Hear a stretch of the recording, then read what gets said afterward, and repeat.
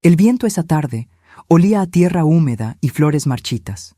Era el mismo olor que recuerdo cada año, cada vez que regreso al cementerio donde reposa mi hija Lucía, o al menos donde siempre creí que reposa.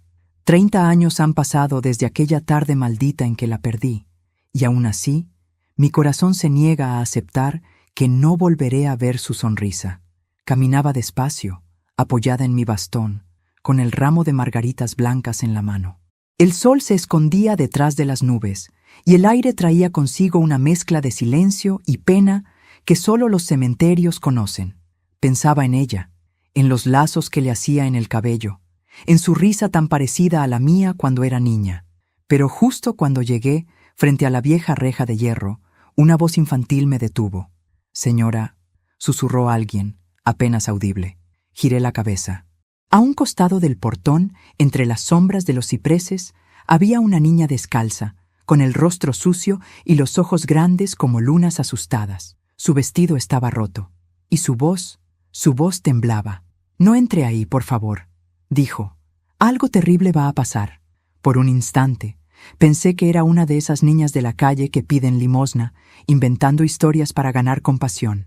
Le sonreí con dulzura. «No te preocupes, pequeña», le respondí. «Solo vengo a dejar flores a mi hija».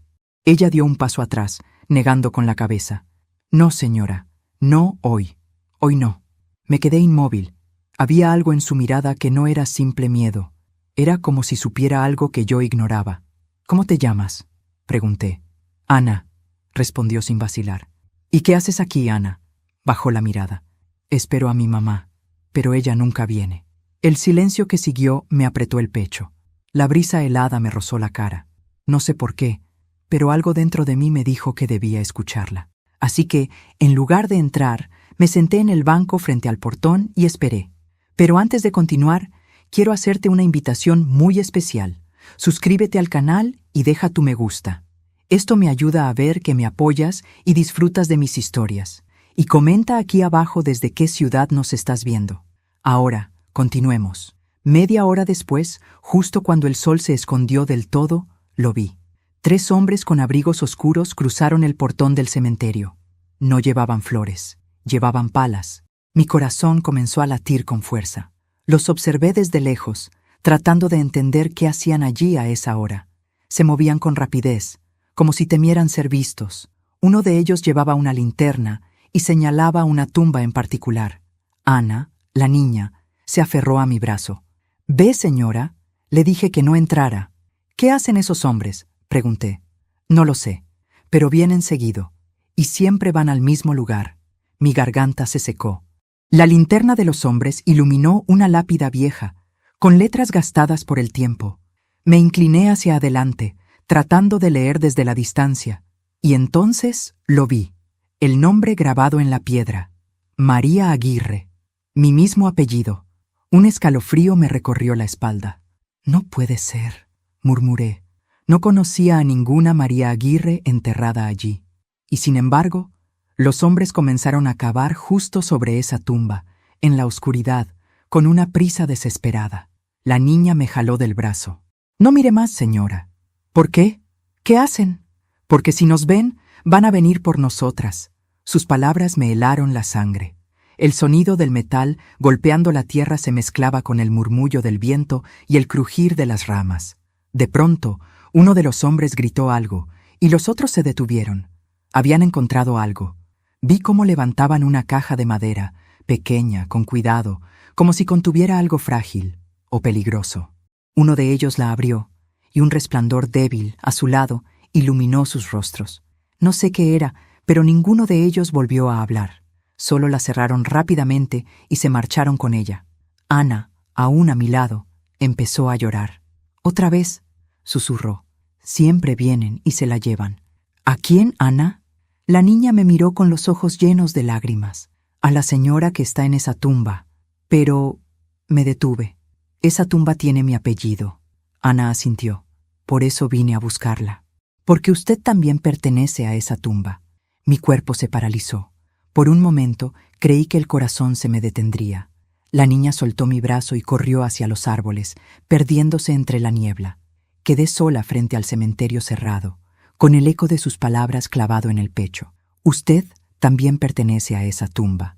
Esa noche no dormí, y aunque intenté convencerme de que todo había sido una coincidencia, en lo más profundo de mi alma supe que algo se había movido. Algo que había estado enterrado por 30 años y que ya no quería seguir bajo tierra. Esa noche el sueño no llegó. El sonido de las palas golpeando la tierra seguía repitiéndose en mi cabeza como un eco sin fin. Cada vez que cerraba los ojos, veía los rostros de esos hombres y la pequeña caja que habían desenterrado. Pero lo que más me atormentaba era la voz de la niña. Usted también pertenece a esa tumba. A la mañana siguiente, apenas amaneció, decidí volver al cementerio. El aire estaba más frío y una neblina espesa cubría los caminos de grava. El guardia de la entrada, un hombre de bigote gris y mirada cansada, me observó con curiosidad. «Señora, el cementerio no abre hasta las 9. Solo quiero hacer una pregunta», le respondí. «¿Sobre quién?» «Sobre mi hija, Lucía Aguirre». El hombre buscó en un viejo cuaderno, pasando las páginas amarillentas. Frunció el ceño. «¿Año del entierro?» 1993. Pasaron unos segundos de silencio. «No hay ninguna Lucía Aguirre aquí». «Eso no puede ser», dije, sintiendo que la sangre me abandonaba el rostro. «He venido cada año, por 30 años. Esa tumba está en la tercera fila, junto al muro norte». El hombre negó con la cabeza. «No hay registro, señora. Tal vez se equivoque de cementerio». «No», grité. «Yo misma la vi bajar al ataúd. Yo estuve allí». El hombre me miró con compasión, pero su tono no cambió. «Si quiere, puedo revisar los archivos antiguos». Pero muchos se perdieron en el incendio del 2005. El mundo se me vino encima. No solo habían removido la tumba, habían borrado a mi hija de los registros. Caminé igual hacia la tercera fila, desoyendo al guardia. El lugar estaba revuelto, la tierra removida, las flores que había dejado la tarde anterior desaparecidas. Solo quedaba el hueco húmedo donde la lápida debía estar. Y al fondo, una piedra nueva con otro nombre tallado: María Aguirre. Mis manos temblaban. Me arrodillé y pasé los dedos sobre las letras, todavía frescas. El cincel había sido usado hace poco. 30 años de visitas, de oraciones, de lágrimas, y de pronto mi hija había sido reemplazada por una desconocida. Sentí una presencia detrás. Giré la cabeza. Ana estaba allí, de pie, con los pies descalzos y la misma ropa rota de la tarde anterior. «Te dije que no entraras», susurró. «¿Por qué? ¿Quién hizo esto?» La niña bajó la mirada. «Ellos». «¿Quiénes son ellos?» «Los que vienen de noche. Los que cambian los nombres». Su voz me heló la sangre. Se acercó, extendiendo su mano sucia y pequeña, y señaló la tumba. «Ella no se llama María». «Entonces, ¿quién está ahí?» «Una mujer que robó su lugar». La confusión me devoraba. No sabía si estaba hablando con una niña real o con una sombra salida de mis remordimientos, pero había verdad en sus ojos, verdad y miedo. «Ana», le dije. «¿De dónde vienes?» «De aquí», respondió, con la mirada fija en las tumbas. «¿Vives en el cementerio?» Ella negó con un gesto lento. «No vivo». Sentí un escalofrío recorrerme la espalda. Intenté tocarla, pero dio un paso atrás. «No me busque de día, señora. Solo vengo cuando Lucía llora». Mis labios temblaron. «¿Lucía?» «Sí, ella me llama». «¿Dónde está?» Ana levantó la mirada hacia el muro del fondo, donde el sol no entra, donde nadie la visita. Aquel muro era el límite del cementerio, la parte más antigua, donde las tumbas estaban cubiertas de musgo y las cruces oxidadas caídas. Me acerqué con el corazón latiendo como tambor. El silencio allí era diferente, pesado, espeso. El aire tenía un olor extraño, como a humedad vieja y flores podridas. Entre las lápidas encontré algo que no debería estar allí: un ramo de flores frescas, las mismas margaritas blancas que yo había dejado en la tumba de Lucía el día anterior. Debajo, un pedazo de tela blanca manchada de barro. La levanté. Era parte del vestido que Lucía usó el día de su entierro, el mismo encaje que yo misma había cosido con mis manos. Mi cuerpo temblaba entero. Miré alrededor. Nadie. Solo Ana, de pie junto a una cruz torcida, observándome en silencio. «Te dije que no vinieras», repitió. «¿Qué significa esto, Ana?» que Lucía no está donde tú crees. ¿Dónde está entonces? La niña dio media vuelta y se perdió entre la niebla, dejando su voz flotando en el aire. Búscala donde nadie mira. Regresé al portón y busqué al guardia, pero ya no estaba. La caseta estaba vacía y la taza de café sobre la mesa seguía humeando. Era como si se hubiera desvanecido. Sentí que el suelo me fallaba. A lo lejos, las campanas de la iglesia marcaron las 6.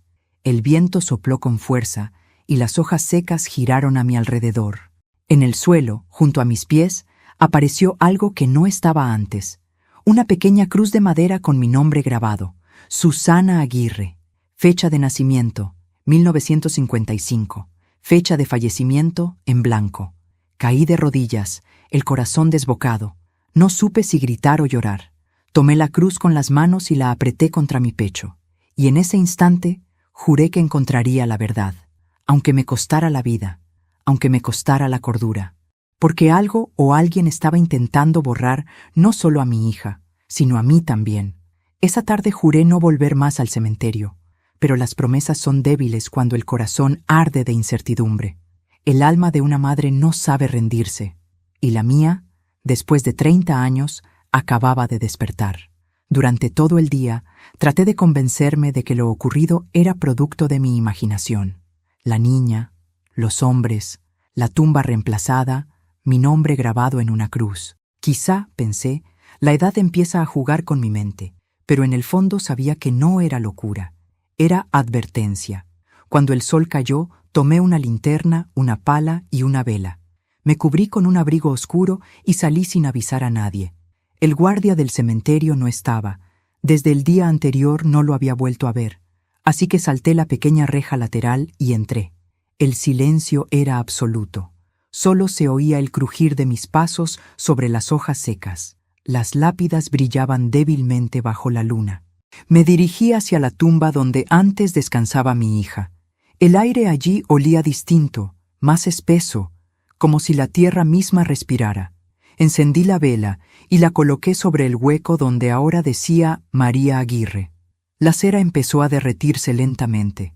Me arrodillé, pasé la mano por la tierra y sentí algo duro bajo los dedos. Cavé con cuidado, apartando la tierra húmeda con las uñas. Entonces lo vi, una muñeca vieja, con el vestido azul desteñido y los ojos de vidrio rotos. Era la muñeca de Lucía, la misma que sostenía el día que murió, la misma que yo misma puse dentro de su ataúd. El corazón se me detuvo por un instante. ¿Cómo había llegado ahí? Me temblaban las manos cuando la tomé. La tela estaba húmeda, pero olía a lavanda, igual que los cajones donde guardaba las cosas de mi hija. De pronto, el viento sopló con fuerza y la llama de la vela se apagó. Todo quedó oscuro. Y entonces lo escuché. Un susurro. Mi nombre. ¡Susana! Sentí el aire helado rozarme el cuello. Giré la linterna, iluminando a mi alrededor, pero no había nadie, solo las sombras alargadas de los cipreses. El susurro volvió, más claro esta vez. «Mamá». El cuerpo se me paralizó. Reconocí esa voz. Era la de Lucía. «¿Lucía?», murmuré. «¿Eres tú?». No hubo respuesta, solo el sonido del viento. Pero cuando bajé la mirada, noté algo más en el hueco de la tierra. Un pequeño medallón de plata, cubierto de barro. Lo limpié con la manga del abrigo y casi se me escapó de las manos al ver lo que contenía. Dentro, una fotografía mía con Lucía tomada el día de su cumpleaños número 8. El mismo medallón que desapareció con ella en el accidente. No pude contener el llanto. Caí de rodillas, abrazando la muñeca y el medallón contra mi pecho. El dolor, contenido durante tantos años, brotó como un río, y en medio de mi llanto escuché pasos detrás de mí, pasos suaves, casi flotantes. Giré. Ana estaba allí. Su rostro, pálido bajo la luz de la luna, tenía una expresión triste, casi maternal. «Te dije que no la buscaras», susurró. «¿Por qué? ¿Qué me estás ocultando?». Ana se acercó y la linterna iluminó su rostro. Sus ojos no eran del todo humanos. Eran de un color grisáceo, profundo, como el agua quieta de un pozo. «Porque ella no descansa», dijo. «¿Quién? ¿Lucía?» «Sí, no está en paz». «¿Por qué?» Ana bajó la cabeza. Porque alguien la cambió de lugar. Mis labios temblaron. ¿Quién la cambió?, pregunté con desesperación. Los hombres que vinieron de noche, dijo. Ellos no roban tumbas por dinero. Roban recuerdos, borran nombres. Y Lucía tenía un nombre demasiado puro para dejarlo aquí. No entendí del todo sus palabras, pero el miedo se mezcló con la rabia. Me levanté. «Dime dónde está». Ana señaló hacia el muro del fondo, el mismo que había mencionado antes. Donde el sol no entra, donde nadie la visita. Di unos pasos hacia allí, pero ella me detuvo. «No vayas sola. Si entras, no podrás salir igual. Prefiero eso a seguir viviendo sin saber la verdad». Ella me miró, y una lágrima le corrió por la mejilla. «Entonces, ve antes de que amanezca». Crucé entre las lápidas hasta llegar al muro viejo. El terreno estaba lleno de grietas y raíces, como si el tiempo lo hubiera olvidado.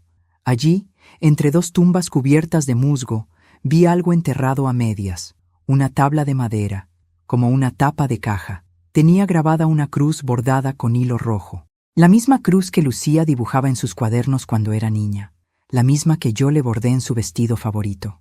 Me arrodillé, con el corazón golpeándome el pecho. Intenté levantar la tapa, pero estaba clavada. Alguien la había sellado. Empujé con todas mis fuerzas, hasta que la madera cedió con un crujido. Dentro no había ataúd, solo un pedazo de papel doblado, húmedo por el tiempo. Lo abrí con cuidado. Decía, con letra infantil: «Mamá, no me busques más. Estoy donde tú también estarás algún día. No tengas miedo». Solté el papel. El aire se volvió más frío.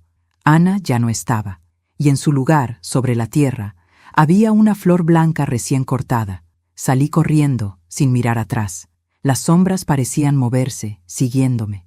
El sonido de mis pasos se mezclaba con el susurro del viento, repitiendo una y otra vez mi nombre. Cuando llegué a la salida, el primer rayo del amanecer se filtraba entre los árboles. Afuera, la vida continuaba. Los pájaros cantaban, los autos pasaban, la ciudad despertaba. Pero yo sabía que algo había cambiado para siempre, porque bajo la tierra, en el lugar donde las madres van a llorar a sus hijas, había algo más que tumbas y recuerdos. Había un secreto que alguien había intentado enterrar junto con mi niña.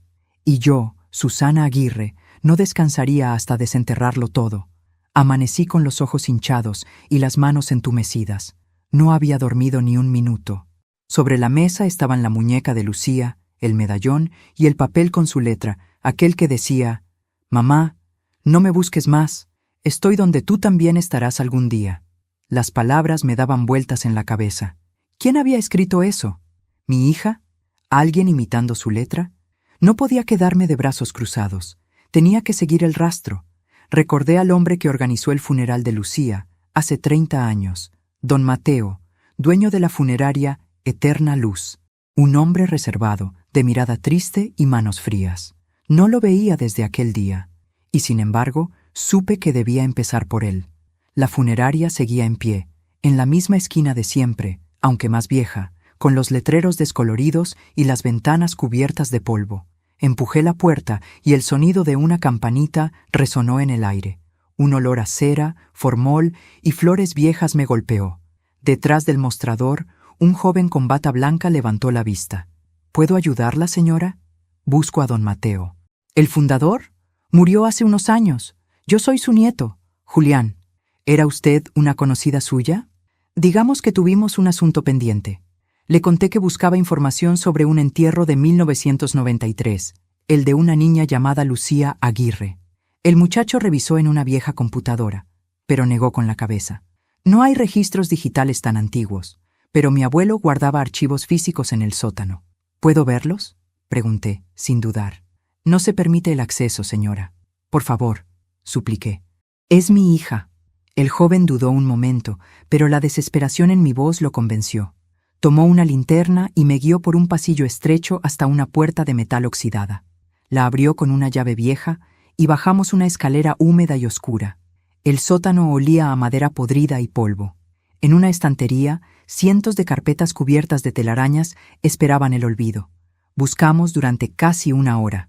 Finalmente, Julián exclamó: «Aquí está, Lucía Aguirre, 1993. Tomó la carpeta y me la entregó. Mis manos temblaban mientras la abría. Dentro había papeles amarillentos, el certificado de defunción, la orden de entierro y una hoja con la firma de mi esposo. Hasta ahí, todo parecía normal. Pero debajo había algo más, una hoja con otro nombre. María Aguirre, misma fecha, mismo número de ataúd. Esto no puede ser, murmuré. Debe de ser un error de duplicado, dijo Julián. No, lo interrumpí. Esa mujer está enterrada en el lugar de mi hija. Julián frunció el ceño. Espere un momento. Sacó una caja metálica de la estantería. Mi abuelo guardaba notas personales sobre los casos extraños. Abrió la caja y dentro había recortes de periódico, fotografías y un pequeño cuaderno con tapas de cuero. En una de las páginas, escrita con letra temblorosa, se leía: Entierro duplicado, 2 cuerpos, una tumba. La madre no debe saberlo. Orden directa del cliente. La caja pequeña contenía el medallón. Sentí un mareo. ¿Qué cliente?, pregunté. No lo dice. Pero aquí hay un número de expediente municipal, respondió Julián. Lo anoté con manos trémulas. Gracias, hijo. Me ha ayudado más de lo que imagina. Él me tomó del brazo. Señora, tenga cuidado. Si mi abuelo escribió eso, es porque temía algo. ¿Temía a quién? Julián tragó saliva. A la familia que pagó por el entierro doble. Salí de la funeraria con el corazón desbocado. La lluvia comenzaba a caer, y las calles parecían más oscuras de lo normal. Caminé hasta la parada del autobús, pero cuando estaba por subir, noté algo en el asiento trasero. Una niña, sentada, mirando por la ventana, descalza, con trenzas. Era Ana. Me quedé paralizada. Ella giró la cabeza lentamente y me miró con esos ojos grises que parecían ver más allá del mundo. No dijo nada, solo levantó su mano y señaló hacia la calle. Seguí la dirección de su dedo. Allí, frente a una vieja casona, había un símbolo pintado en la puerta. Una cruz bordada con hilo rojo. El mismo símbolo que vi en la tapa de la caja donde encontré la carta de Lucía. Cuando volví la vista al autobús, Ana ya no estaba. El asiento estaba vacío, húmedo por la lluvia, y sobre él había una margarita blanca. La curiosidad pudo más que el miedo. Me acerqué a la casona. Era enorme, con las ventanas selladas y el techo cubierto de musgo. Un cartel oxidado en la entrada decía: Propiedad confiscada, Ministerio de Salud. Empujé la verja y entré. El aire olía a moho y recuerdos muertos. El suelo crujía bajo mis pasos. Avancé por un pasillo lleno de cuadros viejos y polvo. En el fondo, una puerta entreabierta dejaba escapar una luz amarilla. Empujé suavemente. Era una especie de sala con estantes llenos de frascos, documentos y fotografías. En el centro, un escritorio cubierto de papeles y una grabadora encendida. Presioné el botón de play.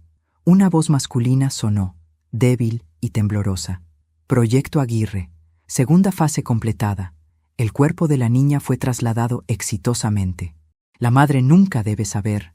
El intercambio fue autorizado por su propio esposo. Solté el aparato. Mi respiración se cortó. La voz seguía hablando, pero ya no podía escuchar. Solo una frase quedó grabada en mi mente. El intercambio fue autorizado por su propio esposo. Salí corriendo de la casa bajo la lluvia. El corazón me latía con fuerza. Los ojos me ardían. Mi esposo, el hombre con quien compartí media vida, había estado detrás de todo. Él había permitido que mi hija desapareciera, que su cuerpo fuera cambiado, que su nombre se borrara. ¿Por qué? ¿A cambio de qué? Al volver a casa, encendí una vela frente al retrato de Lucía y le hablé en voz baja. Hija, si todavía me escuchas, juro que descubriré lo que hicieron contigo. Y cuando lo haga, nadie, ni siquiera tu padre, podrá esconderse de lo que viene.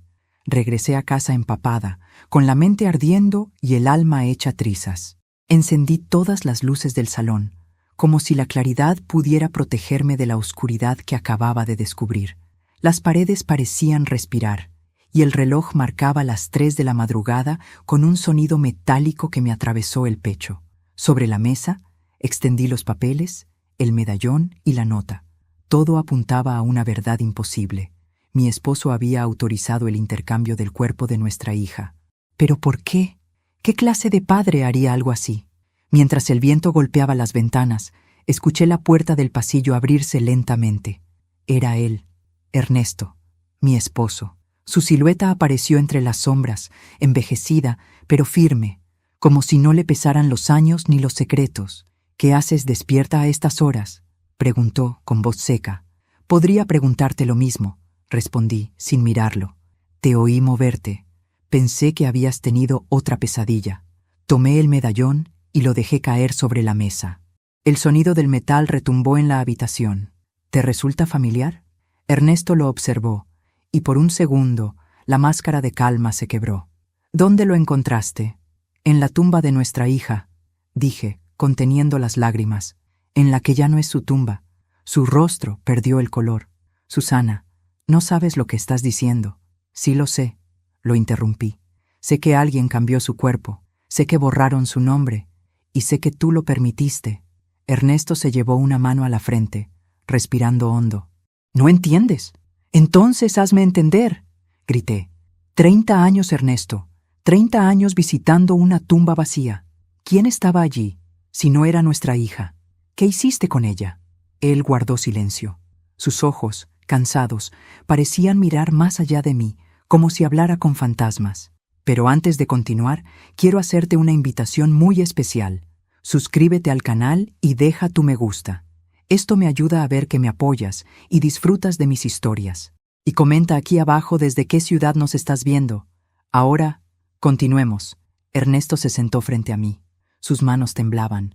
«Fue un error», dijo al fin, con la voz quebrada. «Todo empezó la noche del accidente. El auto cayó al río, ¿recuerdas? Cuando lo sacaron, nos dijeron que Lucía no sobrevivió. Pero no era cierto. El mundo se detuvo». «¿Qué estás diciendo?». «Lucía seguía viva», continuó. «Apenas respiraba, pero tenía pulso. La llevaron a un hospital en otra ciudad, y los médicos hablaron de un programa experimental. Dijeron que podían salvarla, pero que el precio sería alto». «¿Qué precio?», susurré. «Su identidad. Debía morir oficialmente para ser parte del proyecto. Me juraron que tendría una nueva vida, sin recuerdos, sin pasado. Y yo acepté». Las lágrimas me quemaron los ojos. «¿La entregaste? ¿Entregaste a nuestra hija a unos desconocidos?». «Lo hice para salvarla», dijo, pero su voz sonó más a excusa que a verdad. Tenía miedo de perderla. No soportaba verte destruida. Lo abofeteé con todas mis fuerzas. El golpe resonó seco. «No tenías derecho. Era mi hija también. La tuya, la mía, la de ambos», susurró. «Pero ellos no eran personas comunes. Ese símbolo, el de la Cruz Roja, pertenecía a una organización que trabaja con cuerpos, con almas. No sé cómo explicarlo». «Explícalo», le exigí. Ernesto bajó la mirada. «Después del intercambio, me hicieron firmar documentos. Prometí no hablar nunca. Si lo hacía...». «¿Qué?». «Si lo hacía, tú morirías». El silencio que siguió fue insoportable. Mis lágrimas ya no eran de dolor, sino de furia. «Y por eso preferiste callar 30 años», dije con amargura. «Me dejaste llorar frente a una tumba vacía, mientras ellos se reían de mí». Ernesto me miró con desesperación. «Lucía está viva, Susana». «¿Qué?». «No sé dónde, pero lo está. El hombre de la funeraria me lo confirmó antes de morir. La niña que viste, Ana. ¿Qué pasa con ella?». «Es parte del mismo experimento». Sentí que el aire me faltaba, el rostro de Ana, su voz, sus ojos grises. Todo cobró sentido. No era una niña cualquiera. Era el reflejo de algo que Lucía dejó atrás. Una sombra, un eco. «Ernesto, dime la verdad. Lucía fue separada en dos. Su cuerpo siguió en un lugar, su alma en otro. Ellos creían que podían curar la muerte dividiendo la esencia de una persona. Pero algo salió mal. Me llevé las manos a la boca. Por eso Ana me dijo que no vive». «Sí, porque una parte de Lucía sigue atrapada». Ernesto se levantó y me entregó un sobre arrugado. Dentro había una foto borrosa de una joven con trenzas en un jardín. Su rostro era el de Lucía, solo que más joven, inmortal. «La tomaron hace 5 años», dijo él, «en un lugar llamado Hacienda San Martín, al norte. Si vas, la encontrarás». «¿Y tú?». «No puedo», susurró. «Ya me marcaron». Entonces lo vi. En su muñeca, bajo la manga, tenía grabado el mismo símbolo, una cruz roja cosida a la piel. Esa noche, mientras él dormía en el sillón, empaqué mis cosas, la foto, el medallón y la nota. Dejé una carta sobre la mesa. No me importa si tengo que cruzar el infierno. Si Lucía sigue en este mundo, la traeré de vuelta. Y si no, haré que los que jugaron con su alma paguen por ello. Salí de casa antes del amanecer. El cielo estaba teñido de gris, y una neblina espesa cubría la calle. Caminé sin mirar atrás, y mientras el viento soplaba, juré en silencio. Lucía, hija mía, espérame, ya voy. El viaje al norte fue largo y silencioso. El paisaje se volvía más árido conforme el autobús se alejaba de la ciudad. El cielo, gris como una sábana vieja, parecía observarme con indiferencia. Tenía la foto de Lucía apretada entre mis manos. Su sonrisa, tan parecida a la de antes, me daba fuerza, pero también miedo. Miedo de que al final del camino descubriera algo peor que la muerte. Pasé 2 días viajando hasta llegar al pueblo de San Martín del Valle. Era un lugar detenido en el tiempo, casas bajas, calles de tierra y un silencio que pesaba más que el calor. En la única tienda del pueblo pregunté por la hacienda, y el tendero me miró como si hubiera dicho una maldición. ¿La hacienda San Martín?, repitió, bajando la voz. Eso está abandonado hace décadas. Nadie va allí. ¿Por qué?, pregunté. Porque dicen que los que entran no salen igual. No respondí. Compré una linterna, agua, un poco de pan, y seguí el camino que él me señaló, flanqueado por álamos secos y muros cubiertos de hiedra. Cuando el sol empezó a ocultarse, la vi. Una construcción inmensa, de muros descascarados, con las ventanas rotas y una torre en ruinas que parecía vigilarlo todo. Sobre el portón, aún visible entre el polvo, un emblema tallado, una cruz bordada con hilo rojo. Entré empujando el portón, que chirrió como si se quejara. El aire olía a humedad y hierro oxidado. Dentro, las paredes estaban cubiertas de fotografías antiguas, documentos médicos, recortes de periódicos amarillentos. En uno de ellos, un titular me heló la sangre. Proyecto Vida Eterna. Médicos afirman haber detenido el envejecimiento celular. Reconocí un nombre entre los firmantes: Ernesto Aguirre. Mi esposo, el traidor. Las lágrimas me nublaron la vista. Seguí caminando entre las habitaciones vacías. En cada una había camillas oxidadas, jeringas, tubos conectados a máquinas silenciosas, y, en el suelo, juguetes antiguos, muñecas, pelotas, cuadernos, niños. Había habido niños allí. En una de las paredes, escrita con tiza blanca, una frase repetida una y otra vez. «No nos dejes aquí, mamá». Avancé hasta el fondo del pasillo. Una puerta metálica con un letrero colgante decía «Sala de conservación». Empujé y entré. El aire era más frío. El zumbido de una vieja lámpara parpadeante llenaba el silencio. Había una fila de cápsulas de cristal cubiertas por polvo. Dentro de una de ellas, un cuerpo, pequeño, con un vestido blanco. Me acerqué temblando. La linterna iluminó el rostro. No era Lucía, pero se parecía, tanto que sentí que el alma se me desprendía del cuerpo, el cabello, las facciones. Era como si la hubieran copiado, un clon, un intento fallido de imitarla. Sobre la cápsula había una placa metálica. Sujeto A02, Lucía Aguirre, fase experimental incompleta. Me llevé las manos al rostro y grité. El eco resonó por todo el edificio. Un sonido de pasos respondió desde el pasillo. Apagué la linterna y me escondí tras una mesa. Los pasos se acercaban, lentos, pesados. Una luz oscilante iluminó la entrada. Una voz de hombre murmuró: «Sabía que vendrías, Susana». Reconocí la voz al instante. Ernesto. Él avanzó, con el rostro demacrado, las ojeras profundas y una expresión que mezclaba culpa y locura. «No debiste venir aquí», dijo. «Me mentiste toda la vida», grité. «Dijiste que la habías salvado». Y lo hice, pero no como imaginabas. «¿Qué le hiciste, Ernesto? ¿Qué hiciste con nuestra hija?» Ernesto miró las cápsulas. No podía perderla. Ellos me prometieron que podría duplicar su esencia. ¿Duplicar? Sí. Una Lucía viva, otra eterna. Una para este mundo, otra para el siguiente. Eso es monstruoso.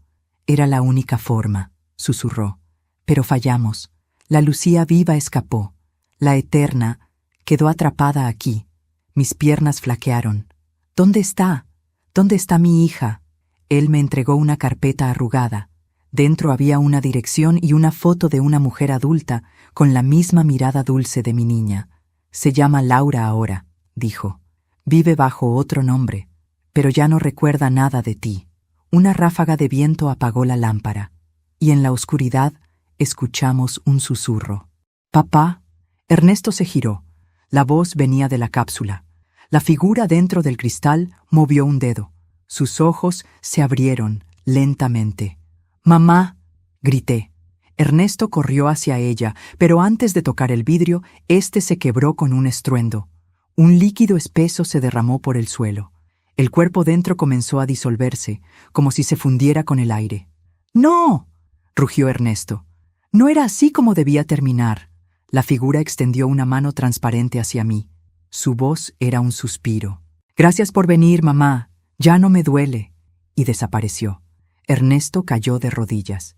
Yo me acerqué temblando. La cruz roja que llevaba en la muñeca comenzó a arderle. Él gritó, mientras el símbolo se consumía, dejando una marca oscura en su piel. «¡Nos castigaron!», exclamó. «No debimos jugar con la vida». Lo arrastré fuera, bajo la lluvia. La hacienda ardía detrás de nosotros, como si el fuego hubiera esperado 30 años para cobrar su deuda. Cuando llegamos al camino, Ernesto se desplomó. Su respiración era débil. «Susana», murmuró, «dile a Lucía que la amé, aunque la perdí». Sus ojos se apagaron. La cruz roja en su muñeca se desvaneció por completo. Me quedé sola, de rodillas, con la foto de Laura en las manos. El fuego iluminaba el horizonte, y supe que no había terminado, porque si mi hija seguía viva, aunque sin memoria, yo la haría recordar. Esa noche, mientras caminaba bajo la tormenta, volví a escuchar la voz de Ana. «Ya la liberaste, señora», susurró. «¿Y tú?», pregunté. La niña sonrió, triste. «Yo soy lo que quedó de ella, pero ahora puedo descansar», y se desvaneció entre la lluvia. El amanecer me encontró caminando sin rumbo, con el cuerpo empapado y el corazón destrozado. La hacienda ardía a mis espaldas, sus paredes colapsaban en silencio, y con cada crujido del fuego sentía que se quemaba también una parte de mí. El olor a madera y ceniza se mezclaba con la lluvia, creando una atmósfera irreal, como si el mundo se deshiciera junto con mis recuerdos. En mis manos temblorosas sostenía la carpeta que Ernesto me había entregado antes de morir. Dentro, además de la foto, había una dirección escrita a mano: Clínica Santa Lucía, Ciudad de Lerma. Y una frase, tachada y casi ilegible: Proyecto Vida Eterna. Caso 02. Sujeta L.A. Laura Aguirre, pensé, pronunciando en voz alta el nombre que ahora reemplazaba al de mi hija. Lucía había muerto para el mundo, pero Laura vivía. Era hora de encontrarla, aunque tuviera que enfrentarme a todos los fantasmas del pasado. El viaje a Lerma fue un tormento. El autobús avanzaba lento entre los caminos inundados. Cada gota de lluvia que golpeaba el vidrio sonaba como un latido, recordándome que seguía viva por una razón: ver los ojos de mi hija una vez más. Llegué al anochecer. La ciudad era pequeña, de calles empedradas y faroles antiguos. Pregunté por la clínica y una mujer mayor, con delantal blanco, me señaló el camino. «Queda al final de la colina. Pero ya no es una clínica», me dijo, bajando la voz. «¿Cómo que no? Ahora es un centro de investigación privada. Nadie entra allí». La desconfianza en su mirada me confirmó que seguía el camino correcto. Esperé a que oscureciera por completo, y subí la colina bajo la llovizna. La antigua clínica era un edificio gris, rodeado de alambrados y cámaras. En el portón, un cartel metálico decía: Fundación Renacer, Investigación Genética y Memoria Celular. Las letras se parecían demasiado a las que había visto en los documentos de la Hacienda San Martín. Sabía que estaba en el lugar correcto. Sabía también que no me dejarían entrar. Así que esperé. A medianoche, una furgoneta blanca se detuvo frente al portón. Un guardia bajó para abrir, y por un instante las luces internas iluminaron a los pasajeros. Y allí, entre ellos, la vi. Lucía, o mejor dicho, Laura. Tenía el mismo cabello castaño, la misma inclinación de cabeza al hablar, pero sus ojos ya no eran los de antes. Había algo frío, distante, como si el alma que los habitaba no reconociera el mundo. Iba vestida con un uniforme gris y un brazalete con un código.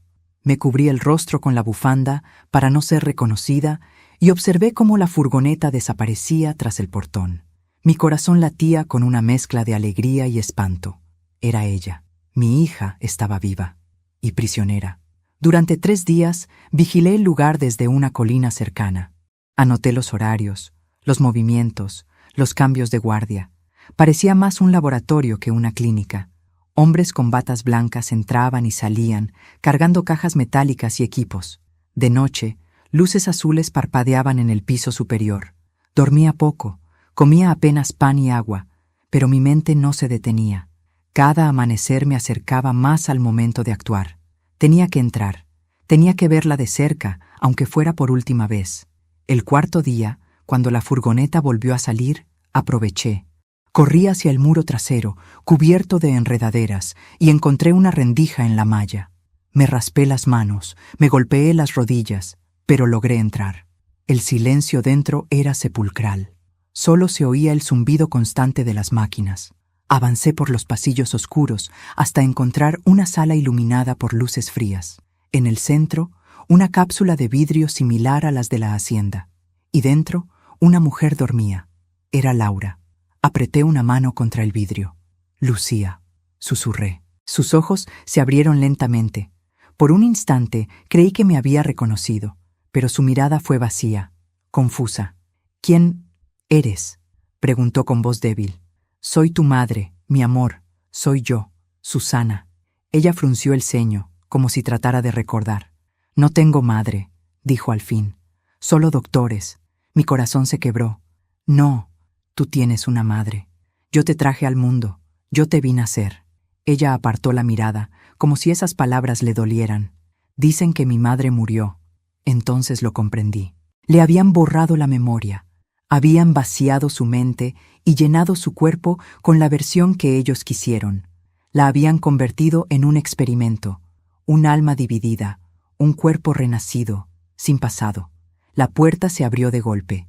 Un hombre alto, con bata blanca y expresión de hierro, entró. ¿Quién demonios es usted?, rugió. Intenté correr, pero 2 guardias me sujetaron por los brazos. Suéltenme, ella es mi hija. El hombre se detuvo, frunciendo el ceño. ¿Su hija? Eso es imposible. Mírala, grité. Tiene mi sangre, mi rostro, mi vida. El hombre me observó con calma inquietante. Nombre, ordenó. Susana Aguirre. Su rostro cambió. Me miró como si hubiera pronunciado una maldición. Así que usted es la madre del caso 0. ¿Qué significa eso?, pregunté. Significa que su hija fue el primer intento exitoso del proyecto Vida Eterna. Pero usted era la variable incontrolable. ¿Variable? Su vínculo emocional interfería en el experimento. La energía entre madre e hija era demasiado fuerte. No somos energía, somos seres humanos, grité. Él sonrió con frialdad. Precisamente por eso fracasaron los ensayos posteriores. El amor es un error biológico. El sonido de una alarma interrumpió la conversación. Las luces parpadearon. Los guardias me soltaron un momento. No lo pensé. Corrí hacia la cápsula y golpeé el vidrio. Lucía, despierta. Eres mi hija. Lucía Aguirre, recuérdalo. Ella tembló. Sus ojos se llenaron de lágrimas. Lucía, murmuró. Sí, mi amor, sí. Eres tú. Pero ellos dijeron que yo... Te mintieron, interrumpí. Todo fue una mentira. El cristal se agrietó. Una luz blanca comenzó a brotar desde el interior. El hombre gritó órdenes. Los guardias retrocedieron. Y en medio del caos, Laura, mi hija, rompió la cápsula con una fuerza sobrehumana. El aire se llenó de un zumbido eléctrico. Ella se incorporó, jadeando, temblando. Sus ojos se tornaron del mismo gris que los de Ana. Su voz resonó suave, pero poderosa. Yo no soy Lucía ni Laura. Soy ambas. Entonces, ¿me recuerdas? Ella asintió. Siempre te recordé, pero no podía hablarte. El edificio comenzó a temblar. Las máquinas se encendieron solas, las luces parpadeaban como relámpagos. El hombre de la bata gritaba órdenes, pero todo se salió de control. Lucía se acercó a él y lo miró fijamente. «Tú me quitaste el alma». «Yo te di la vida», respondió él. «No, me diste condena». Extendió una mano y una corriente invisible lo arrojó contra la pared. El impacto fue brutal. El cuerpo cayó sin vida. Los guardias huyeron despavoridos. Yo corrí hacia ella. La abracé con fuerza, temiendo que se desvaneciera otra vez. Su cuerpo estaba frío, pero real. Su respiración era débil. «Hija, vámonos. Ya nada te ata a este lugar». Ella me miró con tristeza. «No puedo, mamá». «¿Por qué?» «Porque parte de mí sigue aquí. Si me voy, todo esto se repetirá». Las paredes temblaron. Un fuego empezó a propagarse por las salas. Lucía sonrió débilmente. «No llores. Ya puedo sentir paz». «No, no digas eso. Vamos juntas». Ella acarició mi rostro. «Gracias por buscarme. Gracias por no rendirte». Un resplandor blanco envolvió la sala. Sentí un calor profundo, una mezcla de tristeza y amor que me atravesó el alma. Cuando abrí los ojos, el edificio estaba en ruinas. Lucía había desaparecido. Horas después, los bomberos y la policía rodeaban el lugar. Dijeron que todo fue un accidente eléctrico, pero yo sabía la verdad. Entre los escombros encontré el medallón. Dentro, una nueva foto. Lucía y yo, abrazadas, sonriendo. Una imagen que jamás existió, hasta ese momento. Me arrodillé entre las cenizas y lloré.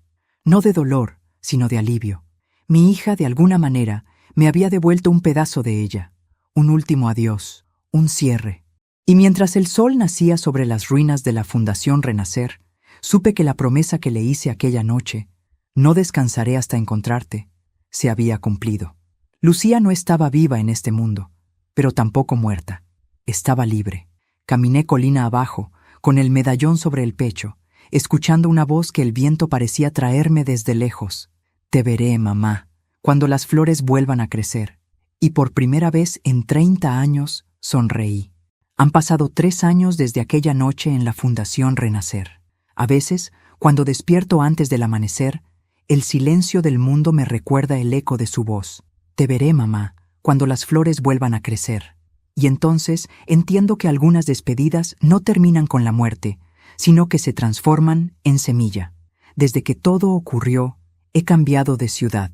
Vivo en una pequeña casa en el campo, lejos del ruido y las sombras del pasado. Los vecinos creen que soy una viuda tranquila que pasa las tardes bordando o regando su jardín. Nadie imagina la historia que me trajo hasta aquí, ni el peso que todavía llevo en el pecho. El jardín, ese pequeño espacio detrás de mi casa, se ha convertido en mi refugio. Allí planté margaritas, girasoles y lirios blancos, las flores favoritas de Lucía. Cada mañana, mientras las riego, hablo con ella. Le cuento lo que he soñado, lo que me duele y lo que todavía me hace sonreír. A veces, juro que el viento me responde. La primera primavera que pasé aquí fue la más dura. Cada pétalo que nacía me recordaba lo que había perdido. No podía evitar pensar en Ernesto, en su locura disfrazada de amor, en la traición que destruyó a nuestra familia, y sin embargo, en mis noches de soledad, me descubrí perdonándolo. Sí, lo perdoné.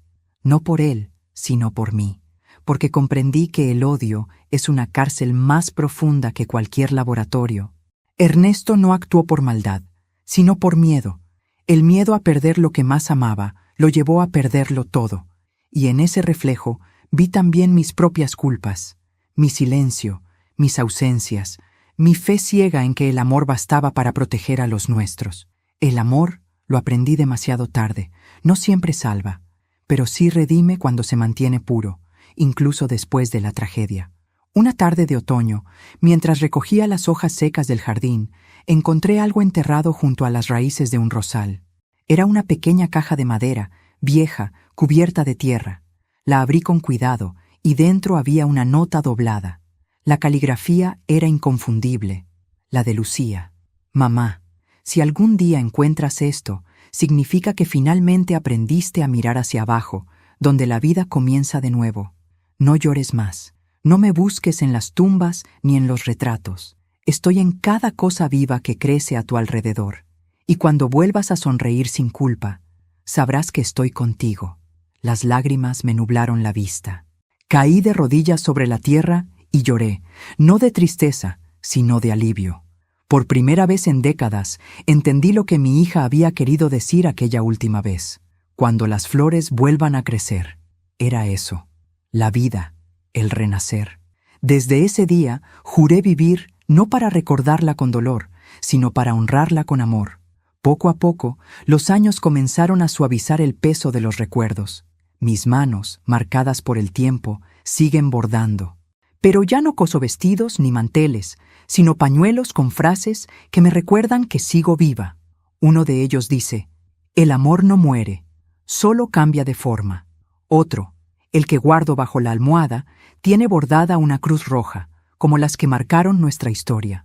No como símbolo de dolor, sino de aprendizaje. Cada hilo que atraviesa la tela es una oración silenciosa, una manera de decirle al universo que lo perdono, que lo entiendo, que ya no guardo rencor. A veces, los vecinos pasan por mi jardín y me dicen que nunca vieron flores crecer tan rápido. Yo sonrío y no respondo. No sabrían cómo explicarles que no soy yo quien las cuida, sino ella. Que cada amanecer siento su presencia como una brisa tibia que me acaricia el cabello. Que cuando el sol cae, una sombra pequeña se sienta junto a mí y escucho una risa lejana, la misma de mi niña de 8 años. Hace unas semanas recibí una carta sin remitente. El sobre estaba sellado con cera roja. Dentro, solo una fotografía. Una joven de pie frente a un campo de lirios blancos. Tenía mi mirada, mi sonrisa, y en su cuello, el medallón que yo había perdido entre las ruinas de la Fundación Renacer. Detrás de la foto, una frase. Gracias por dejarme ir, mamá. Ahora soy libre. No supe si fue un milagro o una broma del destino.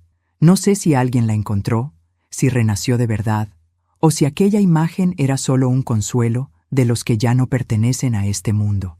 Lo único que sé es que, desde entonces, duermo en paz, porque ya no necesito pruebas, no necesito verla, tocarla, ni siquiera oír su voz.